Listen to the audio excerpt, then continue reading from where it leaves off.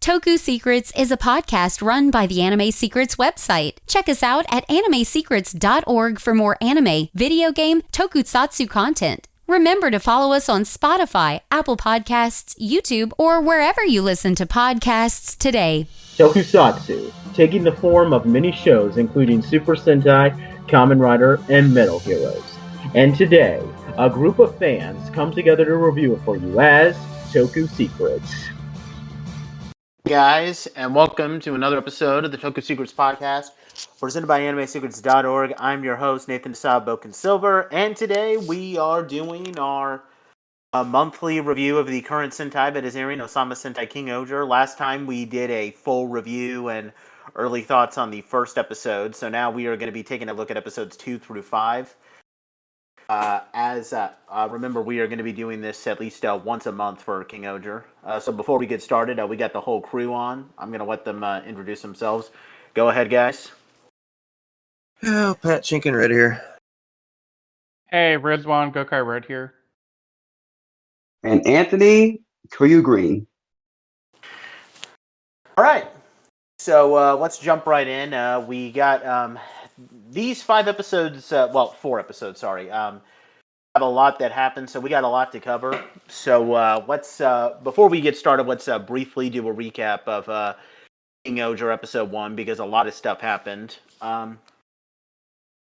2,000 years ago, on the world of Shikyu, and I want to come back to that.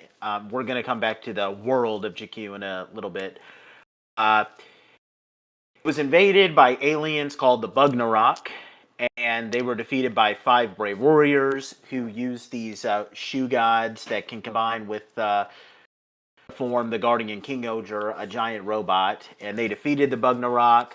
5 warriors all formed their own kingdoms, became kings, and they lived peacefully among each other for 2,000 years.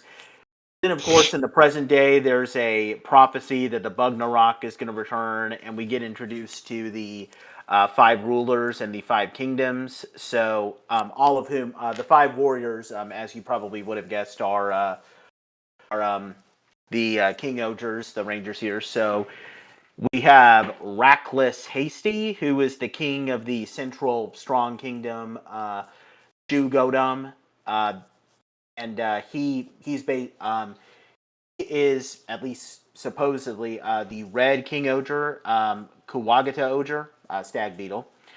Yamagust, who is the king of the technologically advanced Insopa. He is Tombo-Ohger, or Blue Dragonfly. Himeno Ran is the queen of the art and medicine, kind of a posh-looking kingdom called Ishibana Kamakiri-Ohger. She is yellow, praying mantis. Kaguraki Dibosuki, a more agricultural kingdom called Tofu. Hachi-Ohger, he's black, wasp. And finally, Rita Kanisuka, a northern, winter kingdom called Gokan. She is the Papillion Ohger. Her color is purple. Lilac, it's more lilac than purple, but a butterfly. And pretty much in the first episode, there were those 5 kings, or queens in this case, they came together to decide what to do when the Bugnarok returns, and there was a dispute between Rackless and Yanma, because Rackless wanted to be named like the central ruler of Shikyu. Then, of course, after that, the Bugnarok returned and invaded. And while it was being invaded, you had Himeno, Kaguraki, and Rita. They were fighting, and there's this peasant in Shugodum called Gira, who discovered that Rackless was trying to use the Bugnarok's attack to jumpstart his plan to take full control over Shikyu. And he, of course, gets angry and, at how corrupted Rackless is. So he steals Rackless's sword, and he becomes Kuwagata-Ohger himself. And basically, we kind of had some debate over what he was saying. But I actually had my wife translate the episode for me a little bit so that we have a better understanding of it. Pretty much, Gira's whole logic is that if Rockless is good as a corrupted person, then he's evil, and he's going to do evil. Kind of like how technically Robin Hood is evil to Prince John's good, even though Prince John is, when you look at it, evil. If that makes sense. I know it's kind of complicated, but I figured it out. So it ended on a cliffhanger with a bunch of Shugatum troops attempting to arrest Gira, which now brings us into where we are now. Episode 2, A King for Whose Sake. It's pretty much an episode that revolves around Gira and Yanma, where the plot is that Yanma takes Gira to his kingdom in Kosopa. He does it just because, he hates Rackless and he just wants to give a huge middle finger to him. And Gira, seeing how Yanma treats his people, thinks that he's no different from Rackless, but then he realizes that Yanma might actually be a bit more representative than he realizes when Yanma defies a demand from Rackless, and his bold and brave personality represents the people of Inkosopa. So he becomes convinced, okay, maybe this guy isn't as bad. Now, a couple of things. Yanma actually transforms into Tomba Oja for the first time in this episode. We did not see him transform in the previous episode. The Ranger Wiki says that they did appear in the previous episode, but I actually don't remember, so I'm actually going to say that we get introduced to the leaders of the Bugnarok. Not that, so far they're not really interesting villains, but we have Emperor Desnarok the Eighth and his Prime Minister Kamijin. They're the leaders of the Bugnarok, and they've come here to quote unquote look for Shikyu's treasure. And the episode ends with Yanma and Gira saving Inkosopa from this one monster, and then they get kidnapped by another one. By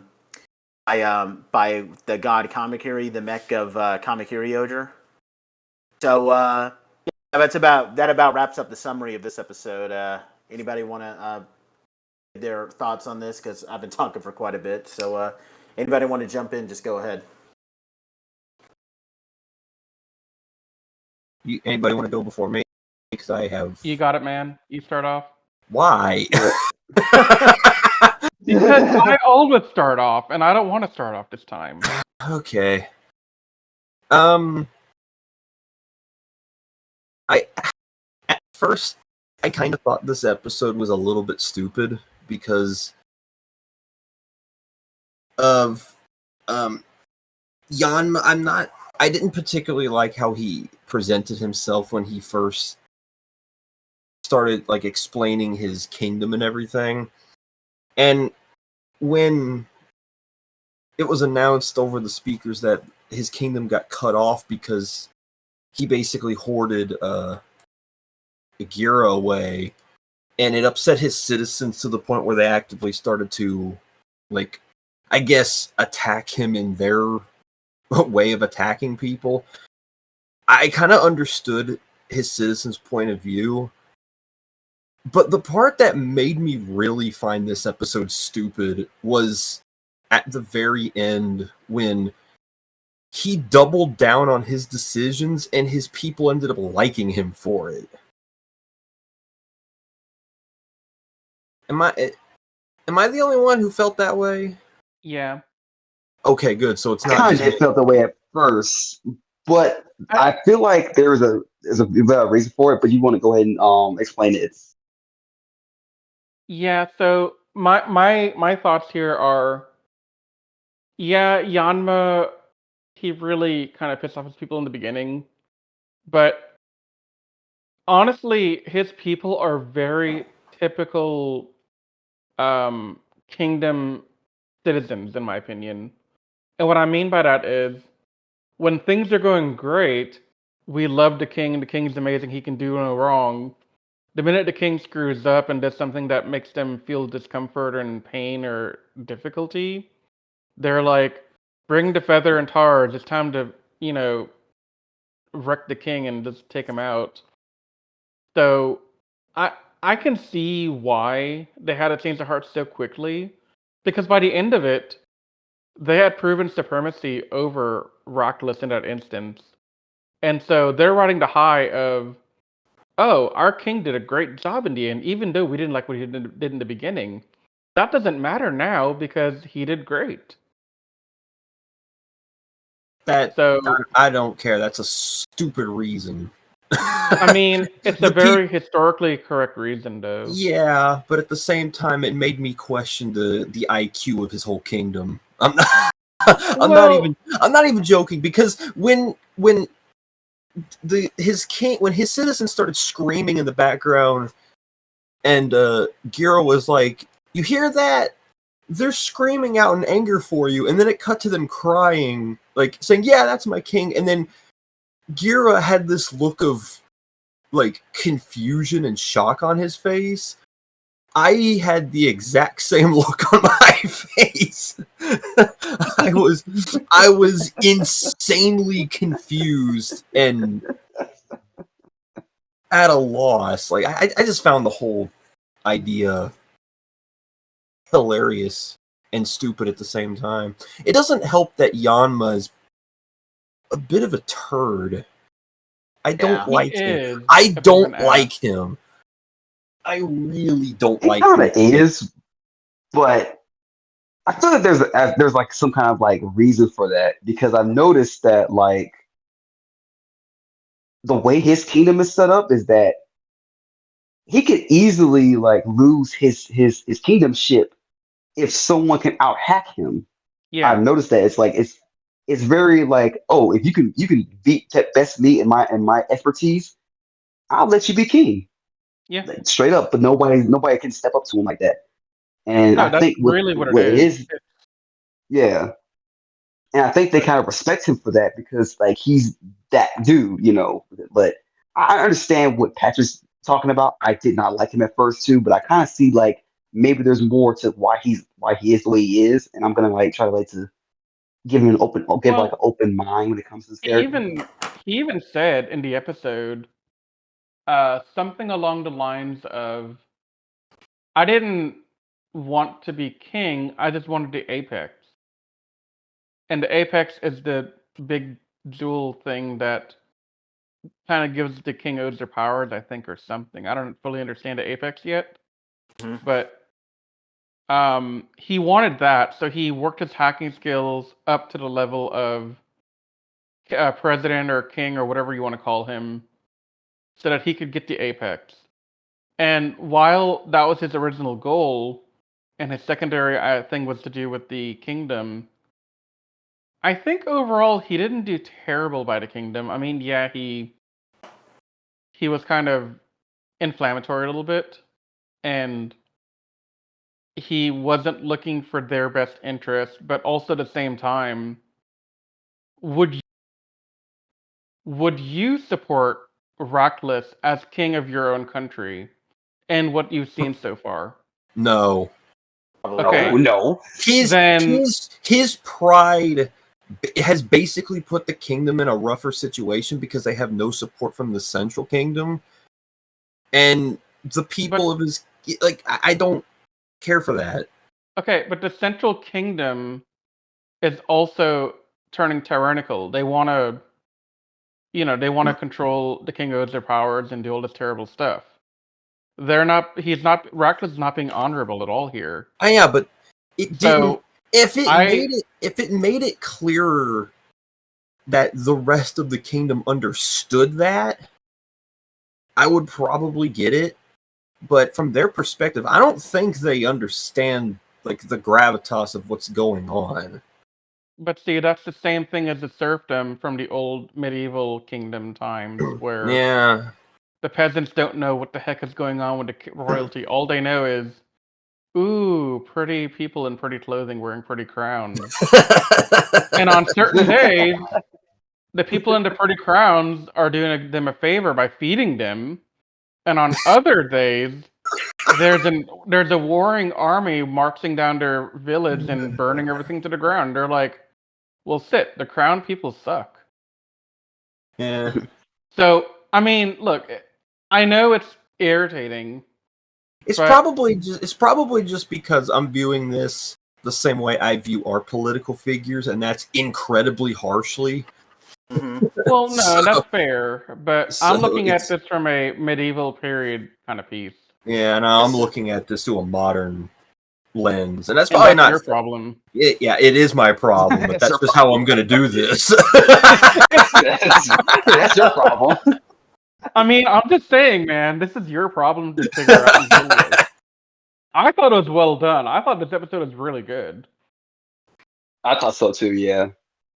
I mean, you'd be surprised, like, how some people might feel about, you know, a certain political figure. Because to kind of use another fictional, some people, you know, just aren't aware of, like, how corrupt some people are. Like, to use another fictional example, I've read a couple of Star Wars books that take place during, like, Palpatine's reign, like, of the Empire. A lot of people like Palpatine, despite him, you know, clearly being an evil person.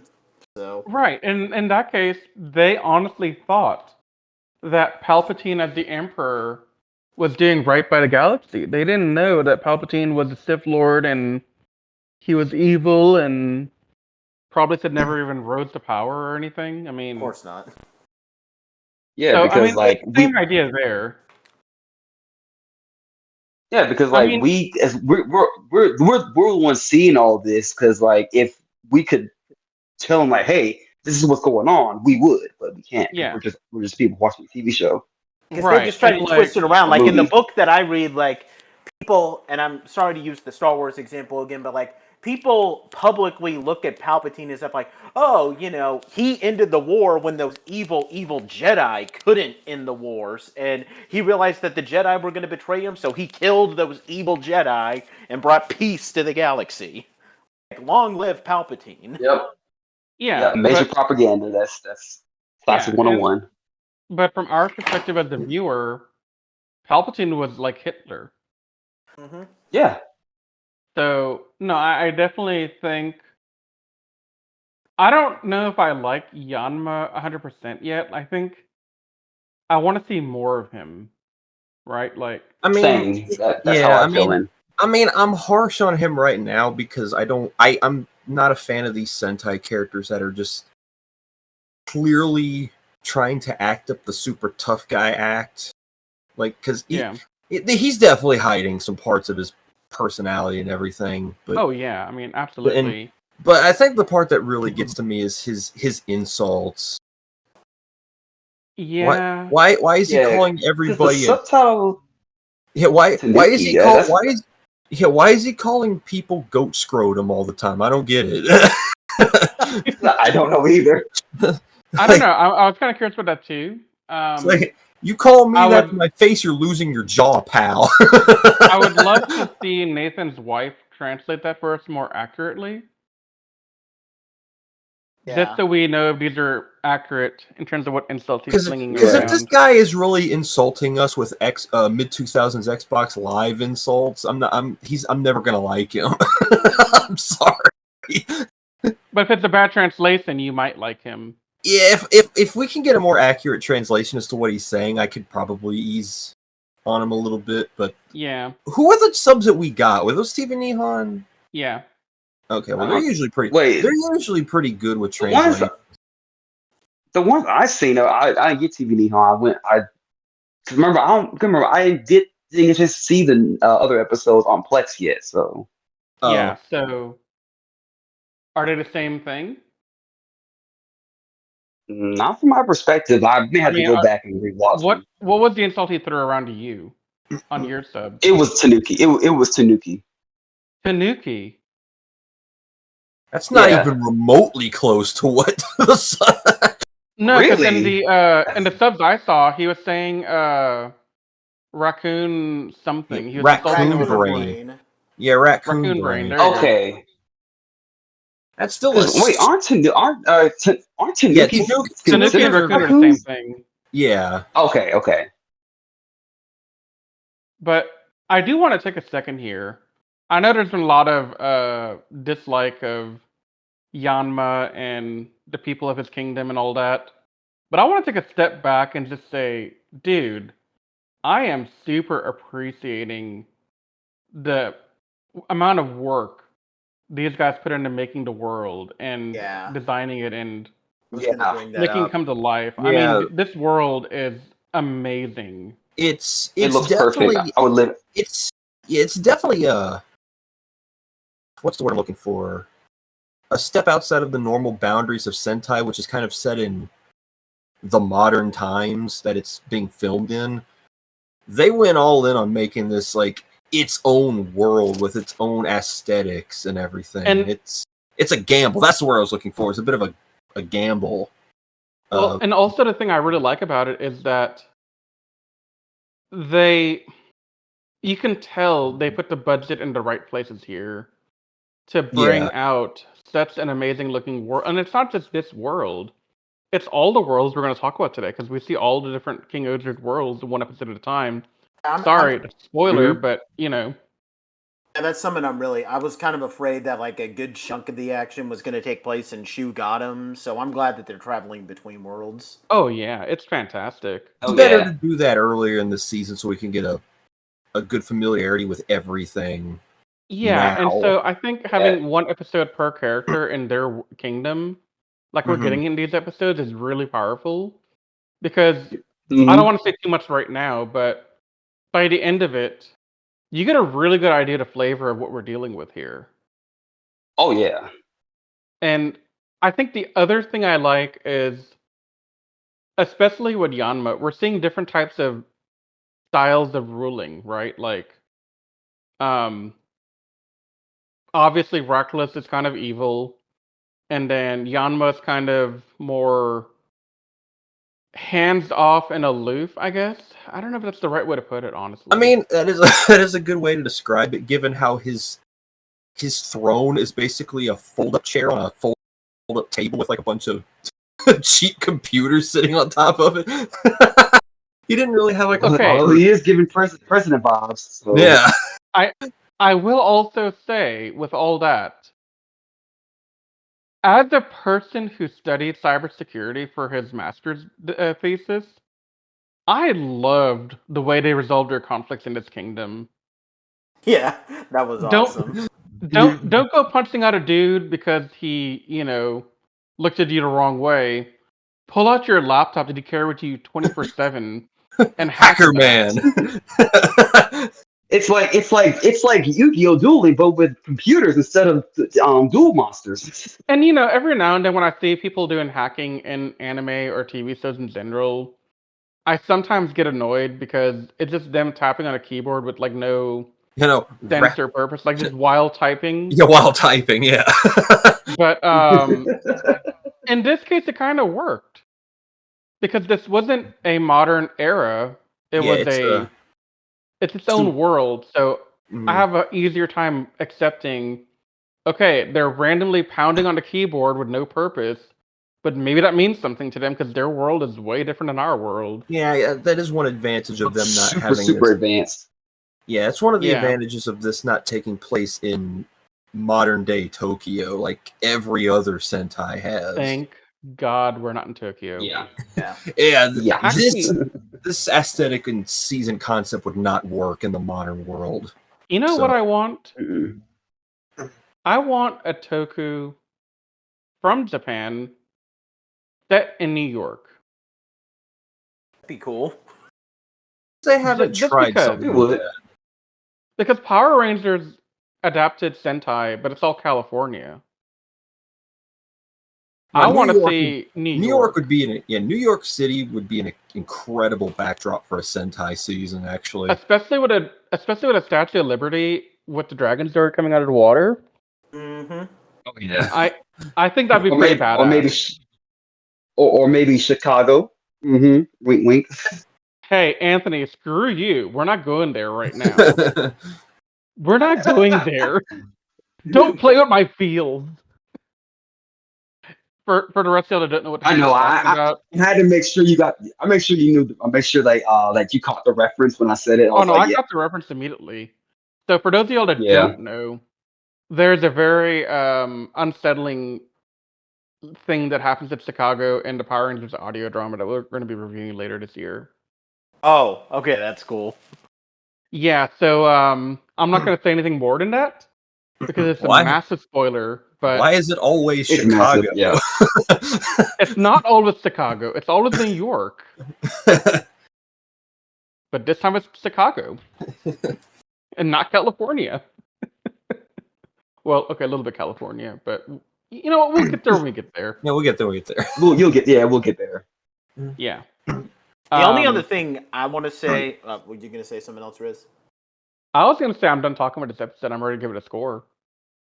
Yeah, the only other thing I want to say, and this this is kind of a spoiler for like all the rest of these episodes, but one thing I really love is the direction that they're taking with team building. Now, the only maybe some other modern Sentais have done this. I mean, I haven't seen anything like this. Is the first Sentai I'm going to be watching all the way through since Tokuger, but I want to say maybe the Kyoryuger model, because like Kyoryuger also started off where they're not all a team at the beginning, and it takes like 4 or 5 episodes for them to all come together. I really like that. I really like how that team building goes, and I really like how this Sentai is going for that too. Yeah. I just wanted to kind of briefly mention that. But okay, No, that's something I'm going to touch on when we're done with the 4-episode review and we get to the general thoughts. You're right. But I'm going to hold off until then so I can talk about it in more detail. But I enjoyed this one. I'm probably going to give it a 7. I'm going to be very uncharacteristic to my true nature as a Toku Secrets podcaster. This is getting a 9. Ooh. I'm going with a 5. I'm giving 8. Man, we really have a broad spectrum here, don't we? Move on to the next one. Yeah. All right, episode 3, Devotion to Selfishness.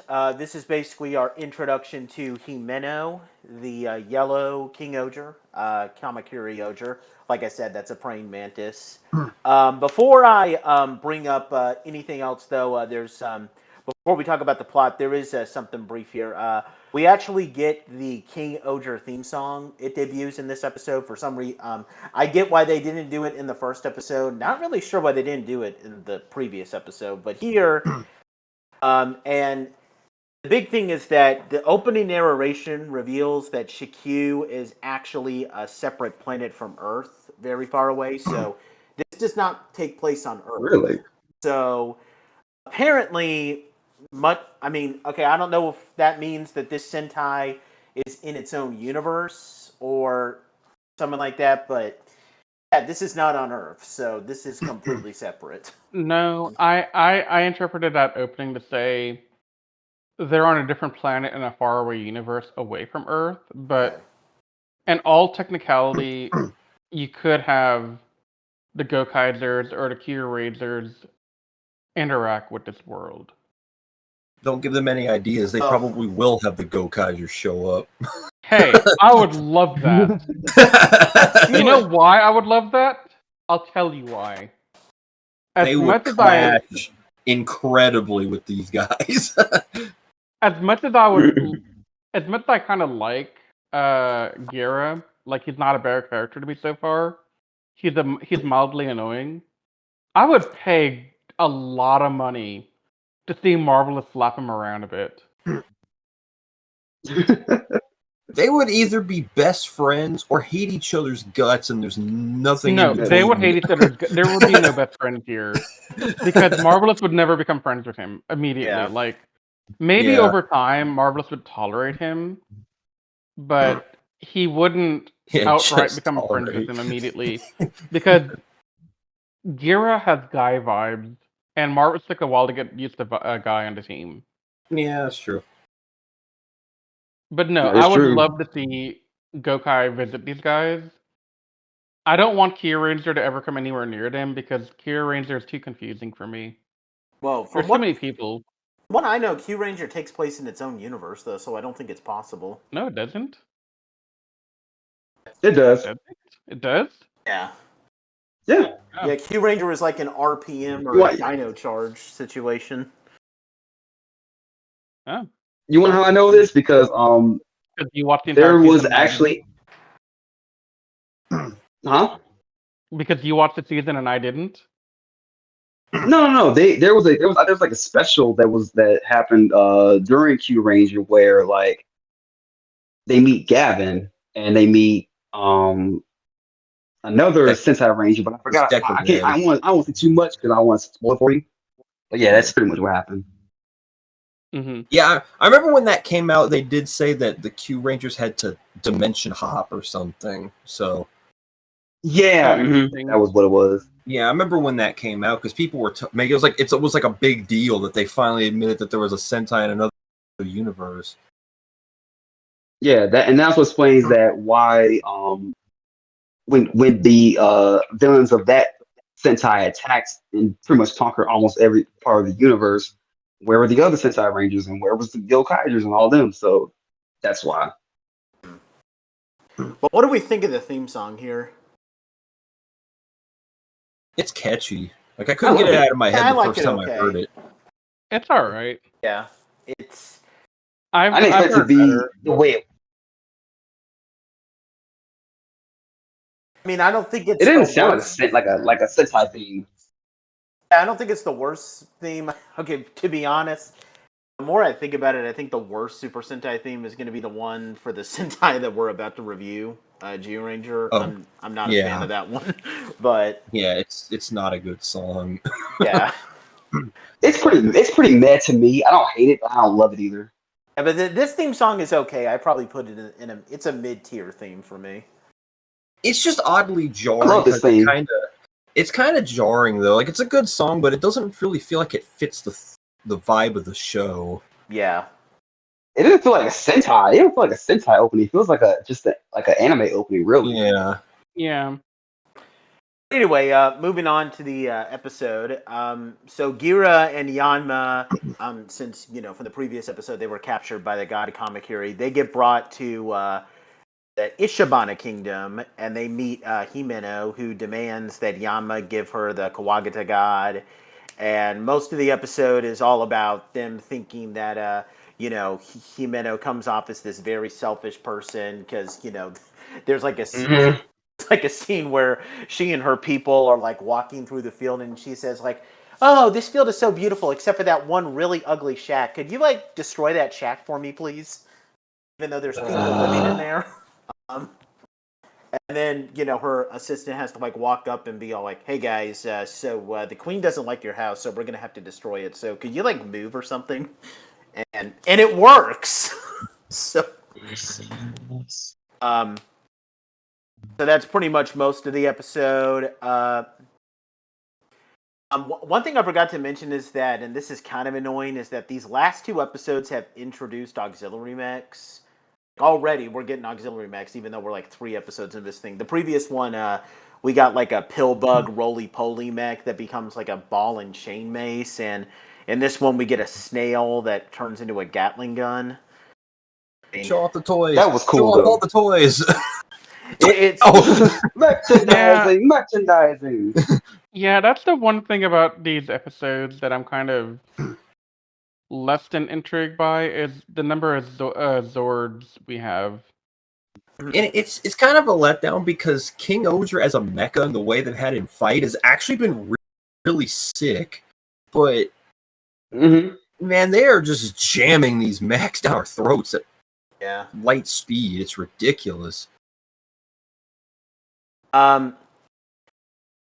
Anyway, pretty much what the whole moral of this episode, and the reason that Gira kind of discovers Himeno as being a good person, is that he realizes that Himeno is selfish, but she believes that selfishness is a virtue, and believes that people need to pursue their dreams, and in order to do that, they need to be selfish. So that's how he grows to respect Himeno as a ruler. Pretty much it's pretty much like the same as the previous episode where Gira is learning about these different kings. Although I will give these episodes credit, unlike the Kyoryuger episodes where, well, actually, you know what? No. I'm going to hold back to say that until we give our general thoughts on it. So I'm actually going to hold back on saying that. But the big thing is that at the end of this episode, Kaguraki, who, for those who might have missed the recap, is the Black King-Ohger, Hachi-Ohger, he is meeting with Rackless, and Rackless pretty much tells him that, Rackless is ordering him to bring him Gira, and then he begins attacking them with another mech. So, what are your guys' thoughts on episode 3? Anyone want to go first? I'll go first. I go for it. Yeah, can I go first? Go ahead. Yeah, go for it. Do it. Okay. I don't like her. I do not like this girl at all. I thought I was gonna like this. I was like, okay, another yellow Sentai babe. That's gonna be great. No, I despise her at like so much right now. Like it's like I don't like her more than I like Yama. It's like, wow, you just come across as very, very entitled and very annoyingly selfish, and I get the message, but I just still don't like her. Yeah. Oh my god. We're not exactly getting the best first impression. Don't even give me. You know what's And weird don't with get me how- started on the fact that she lit. Oh, and don't get me started. She literally made one of her butlers, who is around my age, by the way. He's like 25 or 26 or whatever. He looks like he's like 80. She made him look like that to make him look older because you need to look more of like a butler and whatnot. You're too young. I'm like, what? Like this guy's literally my age. And she I'm made him not look gonna like he's lie. Alfred's age from Batman. I'm not gonna lie. That was actually kind of funny. Uh-huh. Yeah, It was. I mean, it kind of was, but it's like, wow, you just. I definitely think she's the more unlikable character so far of the 5. And I think she's extremely selfish on the exterior, and that's what you're kind of focusing on. But Yes. if you look at her behind the scenes and like between the lines, you can tell. Oh no, that I get that. You can tell that she cares about her kingdom and she likes them and she wants everything for them. Like, okay, I was pretty pissed. I'll be honest with you. When she randomly said, "That house is an eyesore. Get rid of it," and then they blew it up with like an Acme TNT box or whatever. I didn't like that because that was kind of shitty for her people.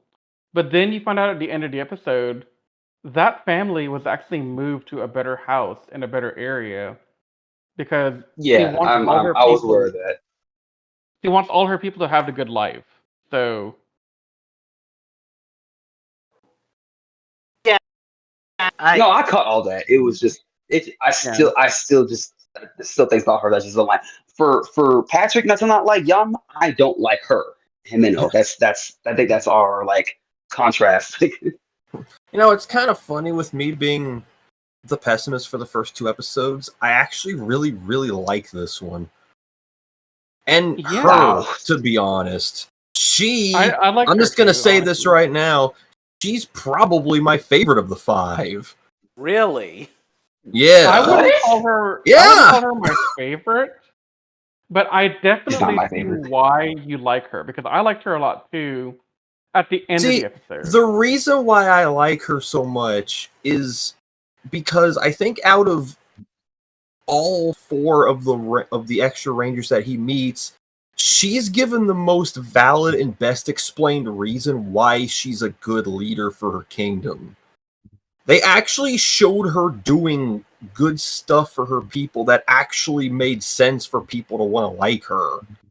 yeah, I can't say the same for the other 3. I actually can't. But I like the message she got across about the whole being selfish isn't a bad thing, because just from like personal experience, I'm a very empathetic person to a fault.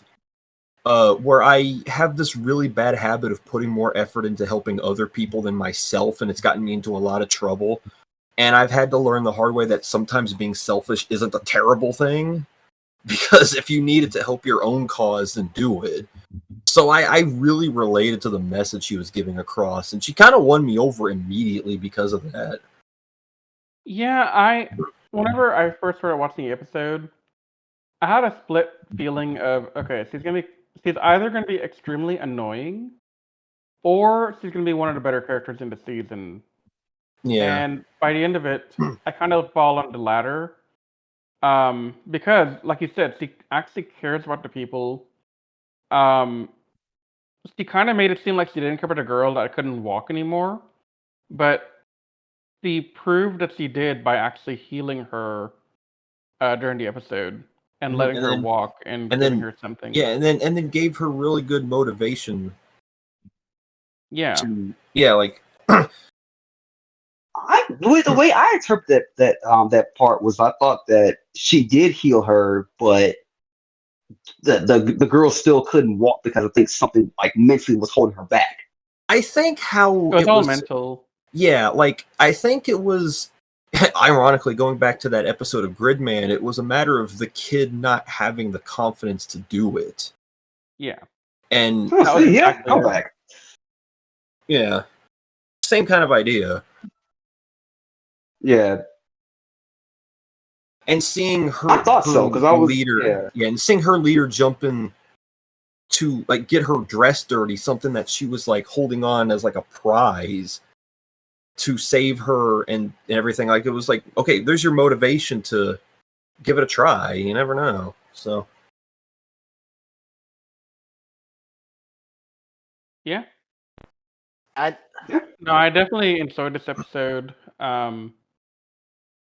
Because again, we're seeing another type of leadership style here. So far, Gira's kind of the anarchist. Yanma is more of the aloof, not really caring, hands-off guy. But then Himeno is portrayed more as the I truly care for my people, but I have to do some things that may, at the surface level, feel unethical to better my people at the cost of whatever else is external to our country. mhm.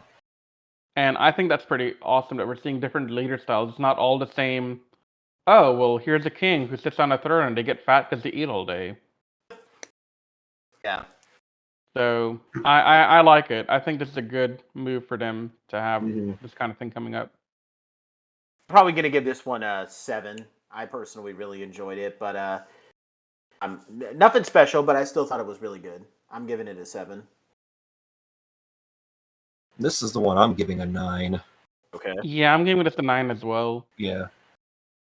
This might I'm become gonna a give, trend for me, by the way. despite my rants, I'm gonna give it an 8 because I did still enjoy the episode and I understood. I understood everything, guys. Don't get me wrong. I get it. I do get it. Do you really? I don't know I if I still, believe you. no, I do. No, I do. It's just. I don't know. She still irks me a little bit, but I'll have to keep watching her in order, like to maybe like open up to her a little bit. All right, well, that moves us on to episode 4, A Lordly Reception, which revolves around Kaguraki, where the 3 King Ogres that we met so far, they arrive in the Tofu Kingdom, and they get welcomed by Kaguraki, but little do they know that it's secretly a plan for Kaguraki to hand over Gira to Raklis.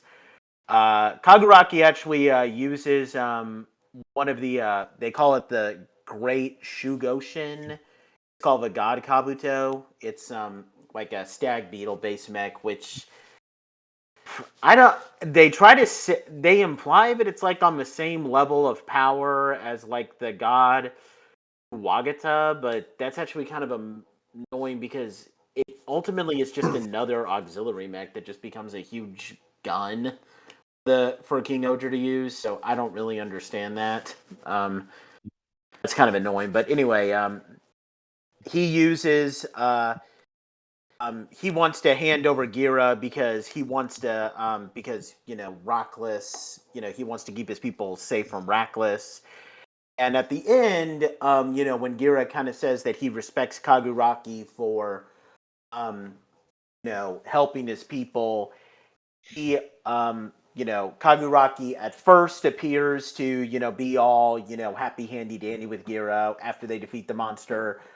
Then at the end, Rita, the purple King-Ohger, arrives, and she and Kaguraki hands Gira over to Rita, and Rita declares that Gira will be put on trial. I don't know if I don't know if anybody else is going to disagree with me on this, but Kaguraki is probably my favorite King-Ohger right now. Oh no, he's my favorite too. Yeah. Ooh, that's gonna be awkward. Well, I mean, I already said who my favorite was. To your least favorite list?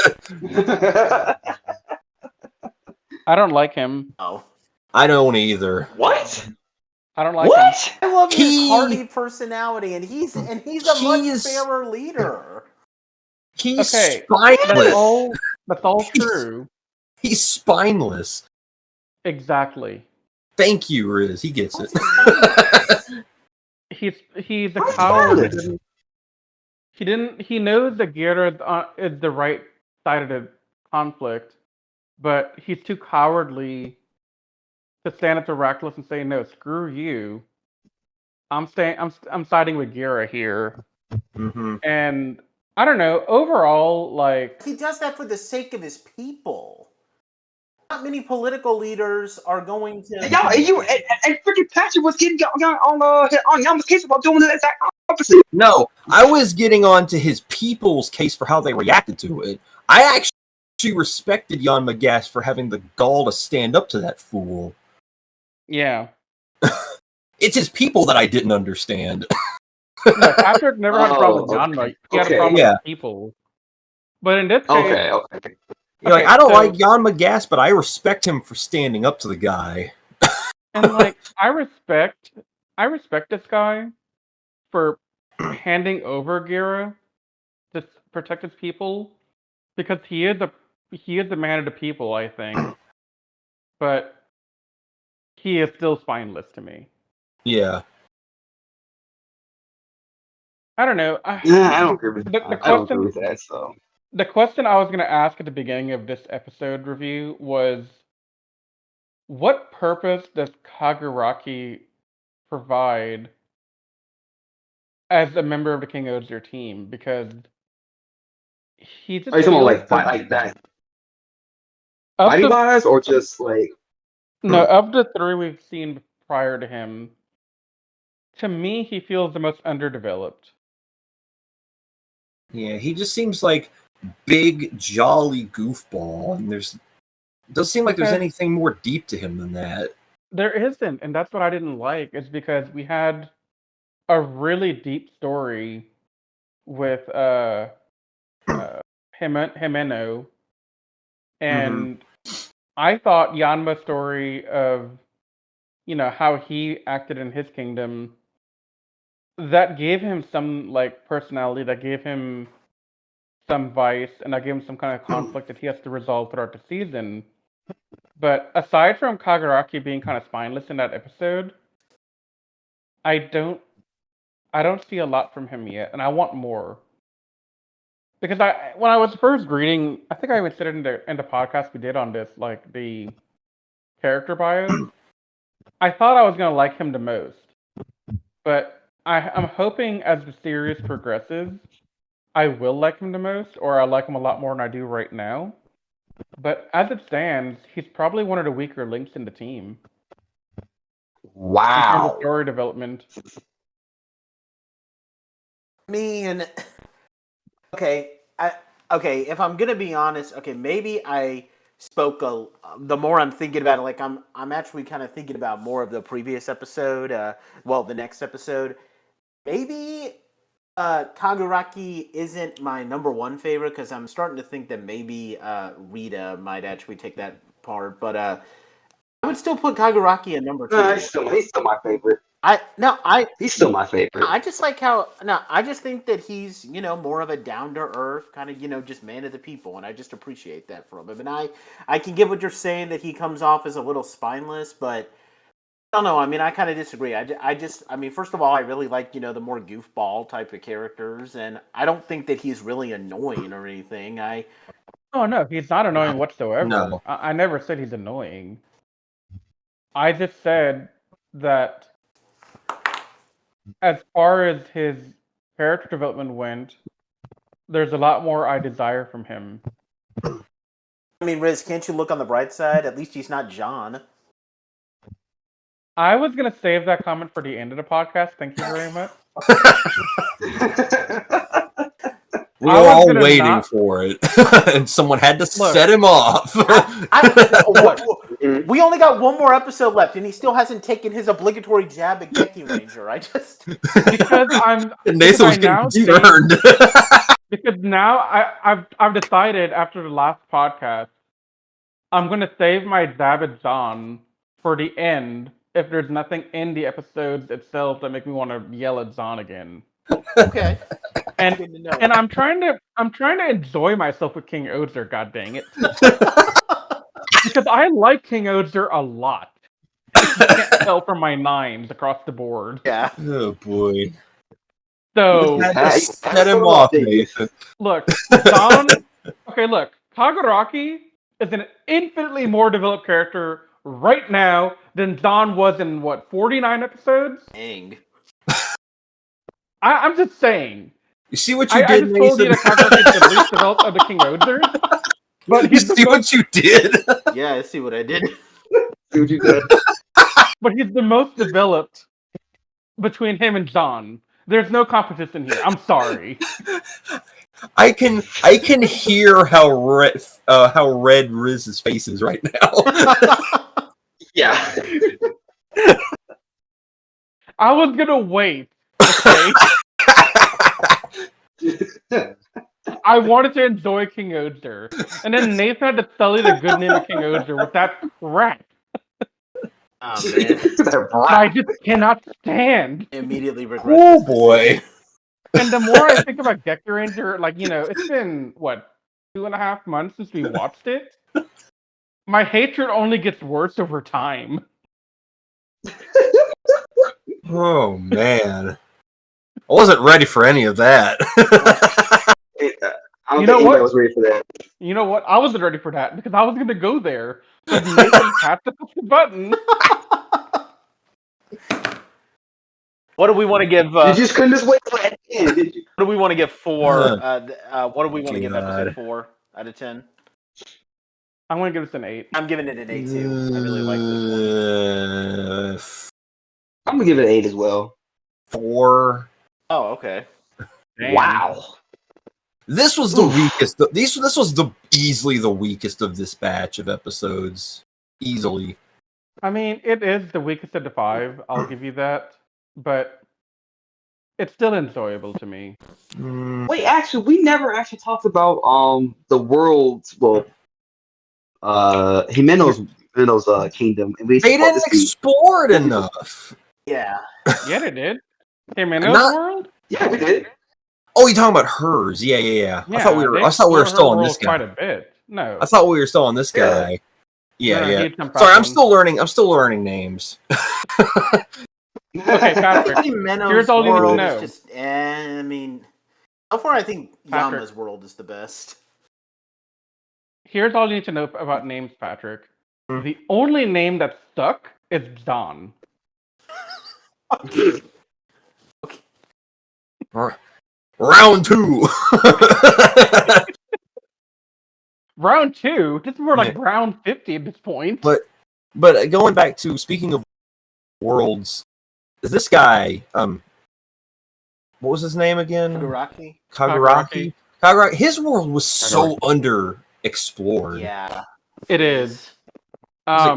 Here's a food market, and then it cuts to a battle in a cornfield. Isn't it like okay? Isn't it like agriculture? Isn't it like agriculture, like food wise, like that? That's what the kingdom is mostly about. But we got to be familiar with the people of the other kingdoms, but this one it was just like Yeah, this is what it looks like. You know what, Patrick? You're making me reconsider that 8. I'm gonna knock it down to a 7. I'm still gonna keep it at 8. No, It's you're okay, right, Jason. Matt. That's the major problem with this is that you're right. We don't see much of the world. All I know about this world is that they like food. This whole and they cook. episode felt like it just didn't have enough time in the writer's room or something. I feel like this episode was. I don't want to call it filler. It wasn't filler, but it sure as heck felt like felt it. like filler. It really did. Because it wasn't filler. It had character development at the base level. It could have been a lot stronger, but at least it's not Zahn and Geki Ranger. Oh God. Once you start him up, you can't get him to I stop. apologize for that, guys. The blood's on your hands, Nathan. I gotta be the one to deal with this rest of my life because I'm the one that introduced y'all to this fucking Sentai. Do we want to move on to the last one, guys? If anything, I apologize. I keep apologizing now. Anthony's got the show recommendation version of Survivor's Guilt over here. Pretty much, yeah. It's like you don't know how bad of a show is until somebody else tells you, and then you watch it and it's like, oh, like. Okay. I had blinders on badly with that show. This happened twice in Toku Secrets. Remember that. Once with Jetman with Nathan, and once with you for Geki Ranger. Come on, Jetman wasn't so terrible. Wait, I thought you liked Jetman more than like Jetman. Jetman was good, but it wasn't stellar like how you all made it out to be. Yeah, okay. So, all all the hype that I give you about Guy was real, though. Oh yeah, no, definitely. 100%. That's what matters most. I thought I did like worse than with Nate. I was like, I thought you loved. You know what I'd love to see? You ready for round 3? You know what I'd love to see? No, let's just finish this up. Got one more episode. We're so close to the finish line. Okay, real quick. I regret everything. I would love to see a tag team fight. On one side, you got Marvelous and Guy. Ooh. On the other side, you got Zahn. Why doesn't Zahn have a partner? Because nobody likes him. Hey, you can always team up with Aka Ninja. Okay, yes, but see, that's mean to Aka Ninja. Oh, Lord. This man's. I don't like him either. Put him up with them. That way they can argue about how annoying their catchphrases are. I almost want to sit down and watch Need Ninja now just to understand the pain. Actually, you know what? Zahn and the lawnmower can team up. Oh. Okay, we're not opening up that can of worms. Actual lawnmower. Okay, before I go on rant number 4, episode 5, Rita Kemper. The King of Winter is coming. There, Nathan, go. Let's just get. So, in this episode, episode 5, Gira gets taken to the Winter Kingdom Gokon, that's Rita's kingdom, to stand judgment from Rita, and we get a huge revelation here. We'll talk about it in a second. So, the beginning of this episode kind of reveals that Rita is like Chief Justice for Shikyu. Like, we get a brief moment where she's actually sent to judge someone from Yama's kingdom, and she punishes him. So Rita is like, she's not just the king of this kingdom. She's like, effectively like the big Chief Justice, and she apparently likes to spend time in a room. This is actually kind of cool because Rita's actually a very serious person. Like, she keeps half her face covered. Like, what's the name of that character from My Hero Academia, Anthony? Genus or Best Genus, yeah. Yeah, but then she likes to go to this private room with like 1,000,000 locks on it, where she gets advice from her stuffed Yeti, a Mofun, and she talks to him, and she talks for him. That's adorable. I love that. That was adorable. Yes, Hey, that one scene kind of won me quick. over a little bit. Real quick. This is how you do a Yeti. I'm looking at you, Operation Overdrive. Oh, what? Oh, Snap.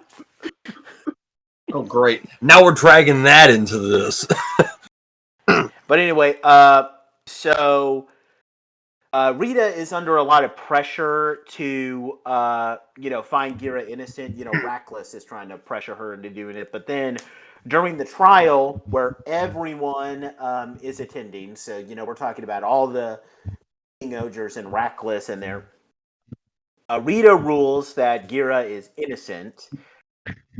Both because she believes that because Gira was able to unlock King-Ohger when nobody else was in the first episode, that makes him worthy of being a king. And then we get a huge plot twist here, where apparently Rita had a DNA test performed. It turns out that Gira is Rackless's little brother.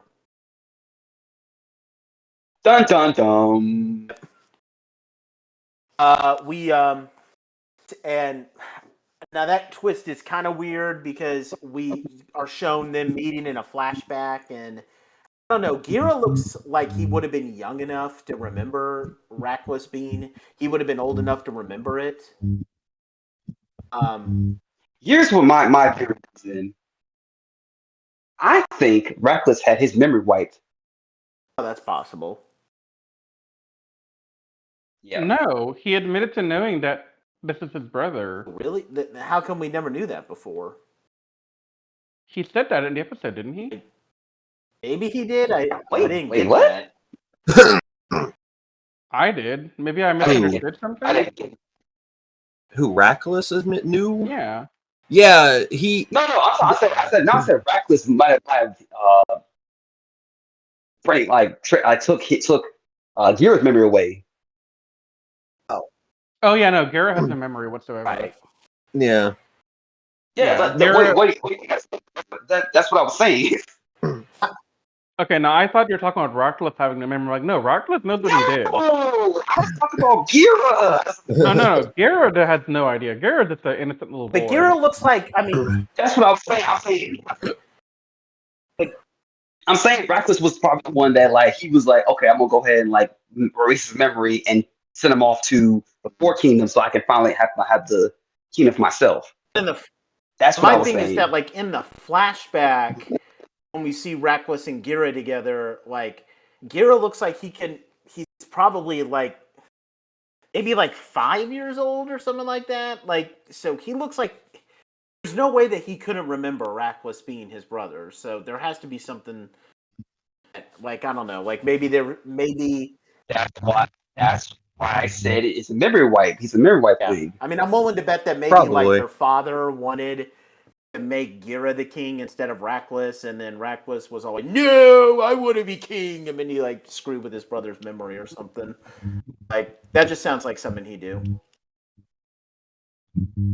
Yeah. That's what I was saying, but Riz thought I was saying something else completely different. I'm like, what are you talking about? Yeah, I misunderstood you.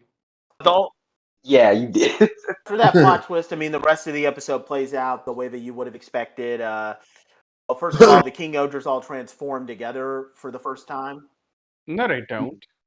What? They kick him down. They kick him to the ground, and then they transform without him. Right.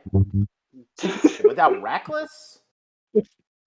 No, without Yeah, that's right. Gira. They kick Gira to the ground. It was hilarious. Anyway, so they defeat the monster together, and then there's, an end of the episode where all the King-Ohgers go back to their separate kingdoms, except Gira, who now vows that he's going to kill Rackless himself. But unfortunately, someone stole a scorpion mech from... Hold on a second. Just pause. Hey, Anthony, there's a noise coming out from your end. Could you mute your mic? Have a weird noise coming out of your end on your mic. It almost sounds like speakers or something. I think it's the Bluetooth speaker. It's probably my Bluetooth speaker. Yeah, go on mute until you're talking. When you're talking, it has no problem. Okay, give me 1 second. Will you be able to edit this out, Riz? And here is more Riz. And here's more Riz editing. Sorry about that. Not your fault. Nah, that's my fault, my guys. One day we're gonna get you a mic that's like not gonna blow up on us over time. What do you think? That's the crazy.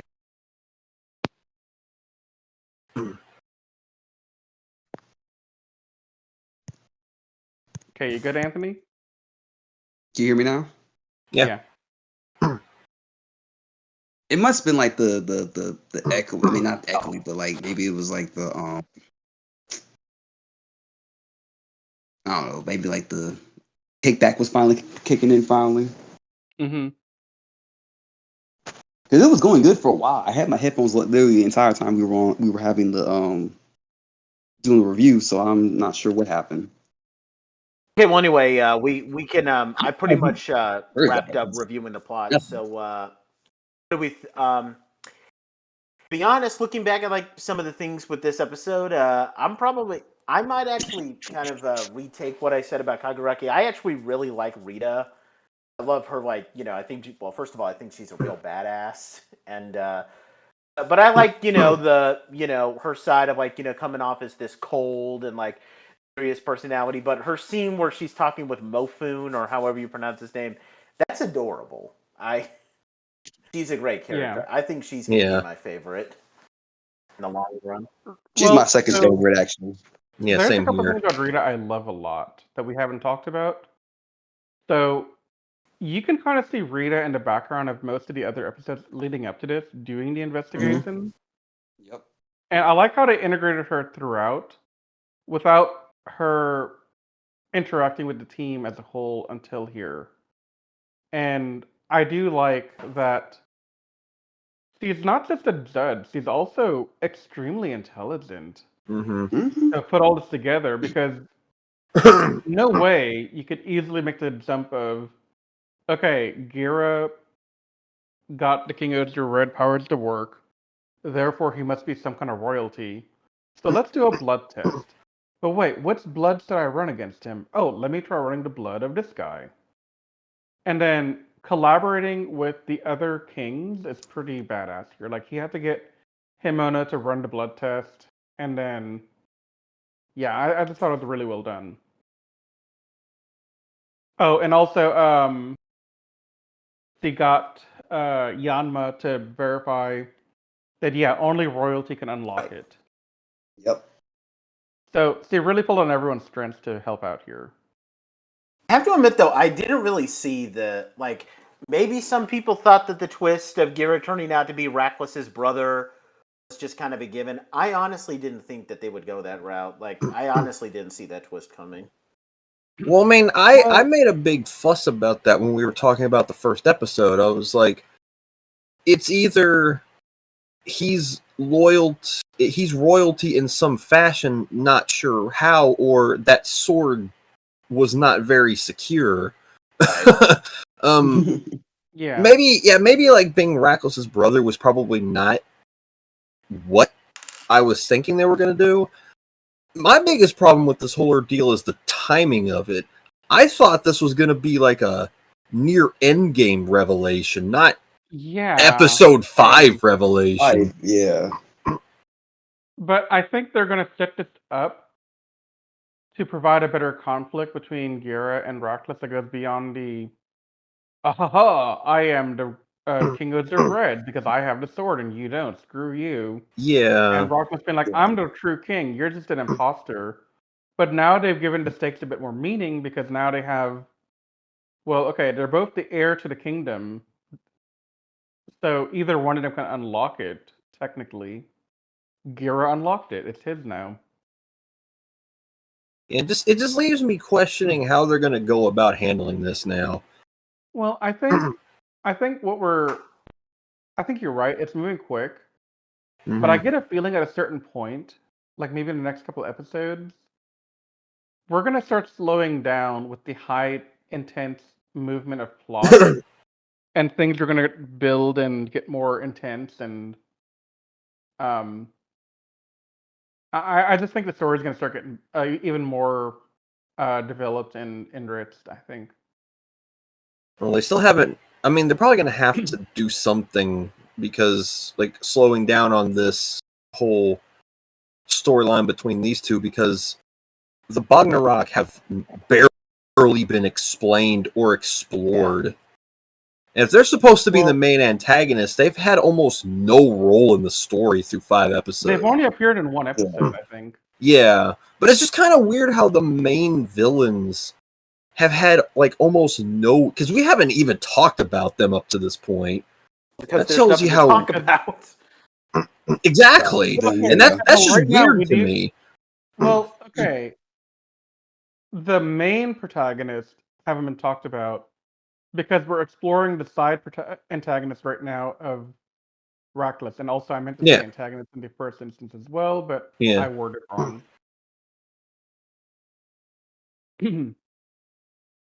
So yeah, I think once the Reckless and Gira subplot gets kind of more resolved, I think we're going to focus in on the bigger threat of the main antagonist.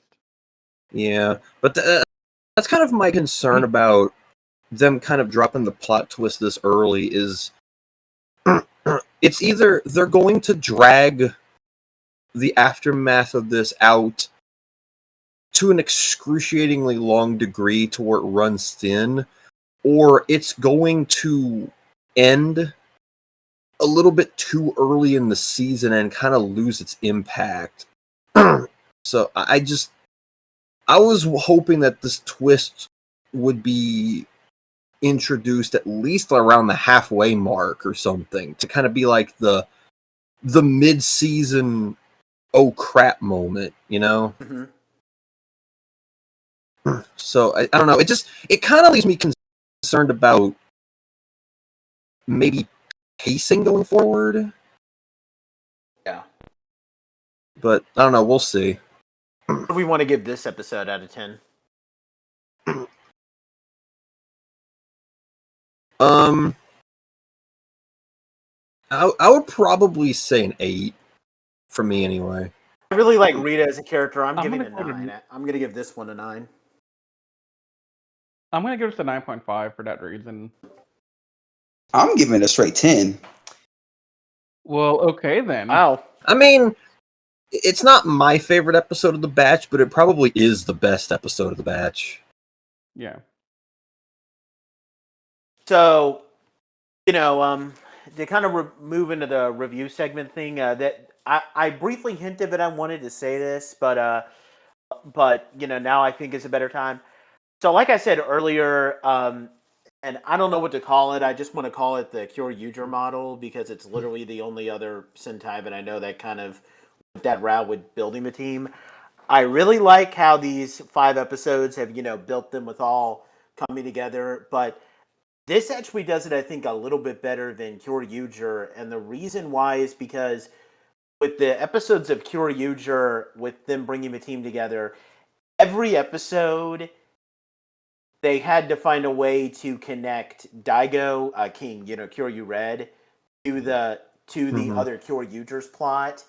It's ultimately like Daigo helps them solve a crisis. So, episode 2 is all about him solving a crisis with Kyoryu Blue and Kyoryu Pink, and then Kyoryu Blue and Kyoryu Pink join him, and then after that you have Anthony's guy, Soji, getting one of his crises solved by Daigo, and so on and so forth.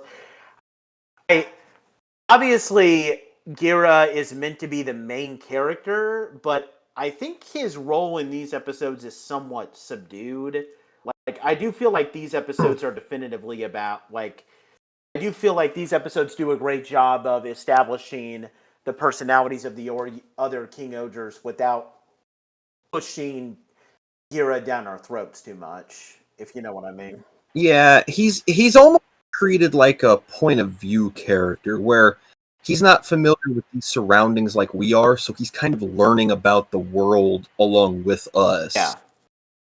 So taking a bit of a backseat in these episodes isn't a bad thing. It's actually kind of a smart decision because you're right.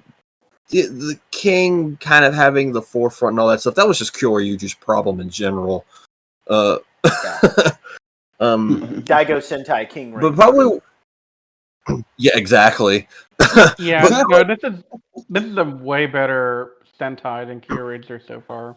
so far.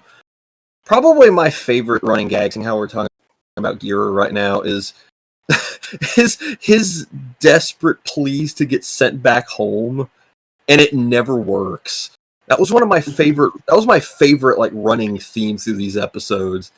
He's like, he's supposed yes, to go back I to am his dad. evil. Please send me home so I can be judged fairly or something. Everybody's like, what the heck is wrong with him? Yeah. I love that.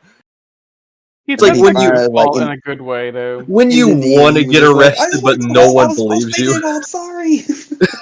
It was. I've never seen a man wanting to get arrested so badly and somehow never does.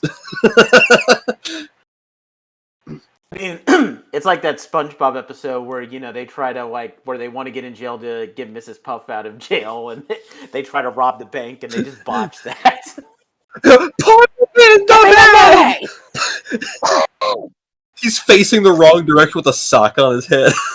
Yeah. So that's kind of like Gira in a much more psychotic God, I way. love I just no. I don't think I'm gonna send you back to Rackless. That would be so mean. No, I want to go back. Let me go back home. Put me in jail. What is wrong with him? Yeah, they're like, what is wrong with him?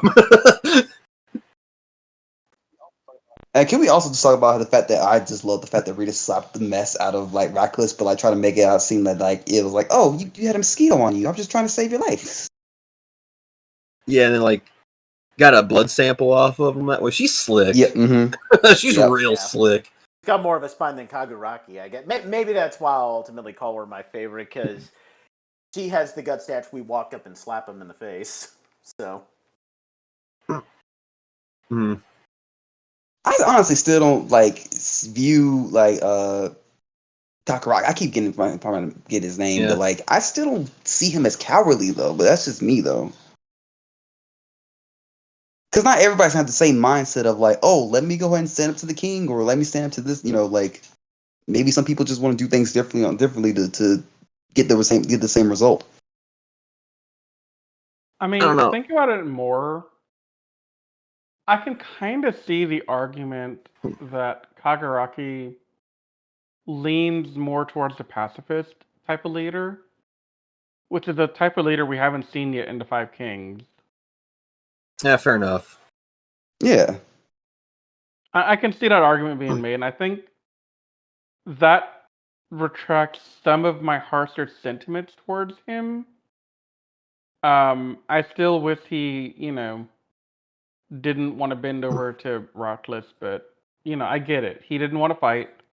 He wants to protect his people, and I think he also leans a bit more pacifist because they're more food and harvest oriented than war oriented. Yeah, because think about it. If he did ended up like double crossing Reckless like what he did, guess what? This was gonna happen. Reckless is gonna be like, okay, burn his crops, destroy Yeah. his entire civilization whatsoever, and just burn all the resources of the ground.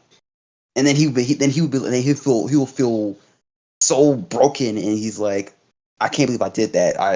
I ruined my kingdom just trying to stand to that guy. Yeah. Because remember, he literally stopped the Bugnarok from attacking his crops. Mm-hmm. He's that dedicated to his agriculture and his kingdom like that. Yeah, definitely. Like he's Feel like they- definitely very dedicated. I'm not gonna take that away from him. I just when I was watching the episode, I was like, okay, you got to do something to stand up to Ratcliffe because he's a rat bastard. Yeah, I think that's probably where my annoyance with him comes in, is that he knew who was in the right and who was in the wrong and didn't really seem to care too much.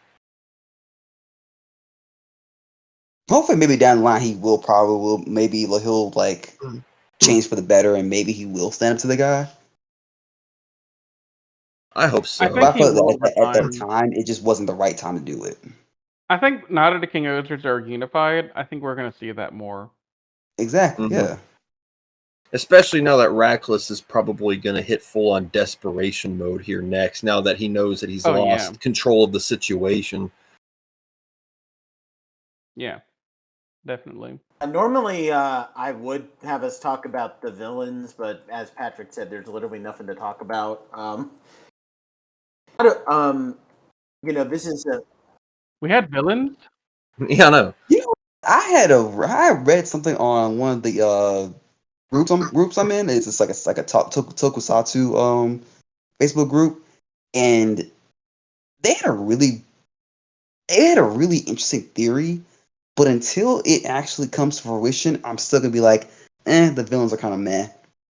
What someone said was that they assume that one of Radcliffe's men might secretly be one of the Butner generals. oh. I mean, that would lead the way for the theory I read that at some point, Ratcliffe will become one of the 6 Rangers of the team, and so it might be that there's a conflict and he eventually turns to the good side. Honestly, Yeah, because people now were that we're like talking about, leaning, thinking that it was. I think it was the shorter guy. He was like the chubbier one, the one that like kind of was like I'm trying to think of what it, because they had because the way the person had described it on the in the group, it was like, oh, he had the same mannerisms as the other guy, which I had noticed that too. I was like, oh, the theory could be wrong, but it's nice to see. But if it's accurate, cool. If it's not, oh well. now that you bring up theories of him maybe having ties to the Bugner, I wouldn't be shocked if they revealed if Radcliffe is the reason they were released. Yeah. Especially since he Like, Inadvertently, anyway. because I mean, he said that the time of them reviving is near, and I want to unite all the kingdoms or something. Like, it was almost like maybe like he saw it as like a power move. If I release them out of desperation, I can snag all the kingdoms and get them under my own my stranglehold or something. Because he sounds like the kind of guy that would do something like that. Yeah. And it will also lead into like maybe one of the Bucknerall people like, hypnotizing Gira and taking his memories away. Yeah. So how do we so this is kind of the new segment that we have here. What we've already kind of talked about these characters for the most part. Like this is still early, so we can't really. And each of these episodes have kind of revealed who they are. But how would each of us rank these characters from their favorite to their least favorite? The 5 King-Ohgers. Anyone can go first. Go ahead, Pat. I'd probably go Himeno, Gira, Rita, Yanma, and Kaguraki, probably in that order. Okay.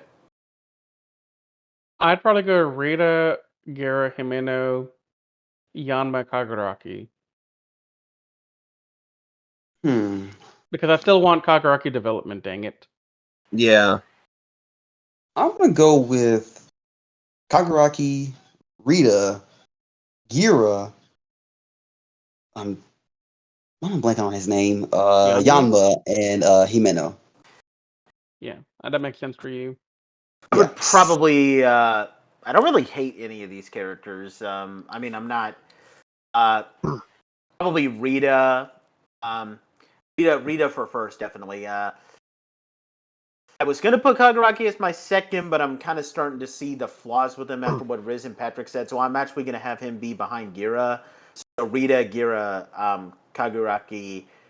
I'll probably do Himeno after that, and then Yanma. None of these characters are bad. I don't know. I guess I just prefer some more than others. I like how this is the first review we've done, I think, where our list for the characters are all different. Yeah. I mean, I don't know. I guess with this, like, we all have different tastes. Unlike someone like Jetman, where it's kind of obvious who are the good characters and who are the bad, if you know what I mean. Mm-hmm.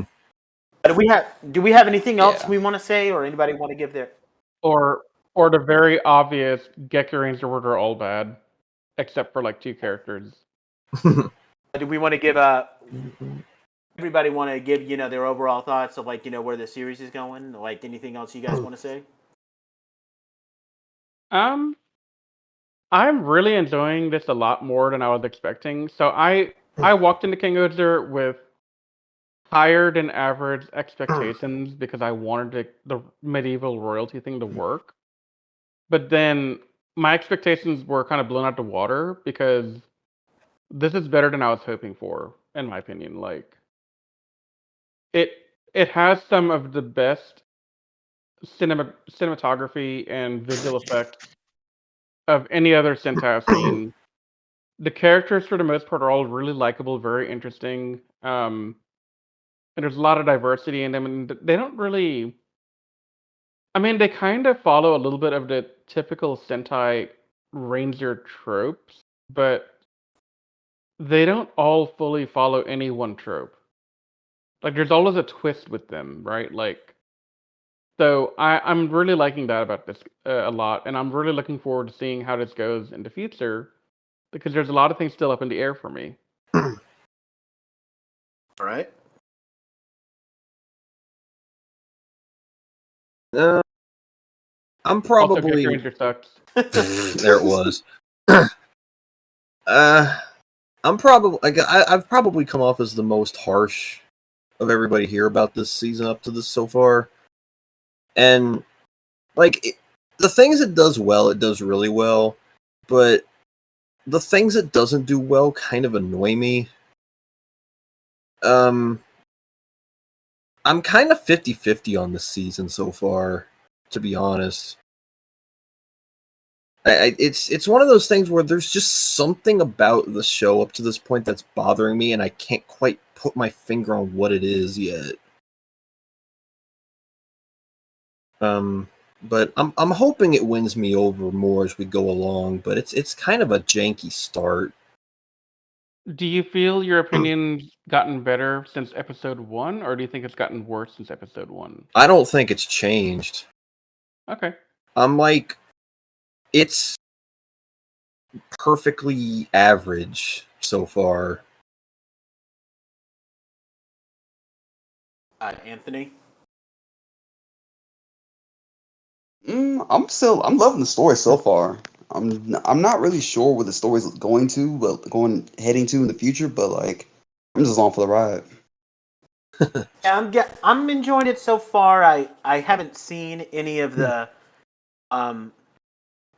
ironically, this is going to be the first Sentai of the Reiwa era. The Reiwa era is the current era in Japan that started with the Soldier, which is funny because I've heard some pretty bad things about the Reiwa era. Like, I mean, people like Kira Major, but then people have issues with like Ryu Soldier, like including Anthony here. But then they all love Zenkaiser and Dawn Brothers. Yeah, those are actually but really if good. this is what some of the Reiwa era Sentais are like, then yeah, I'm on board with it. I can see that there might be something off of what Patrick is saying, but I'm still optimistic for it. I'm definitely. I don't know.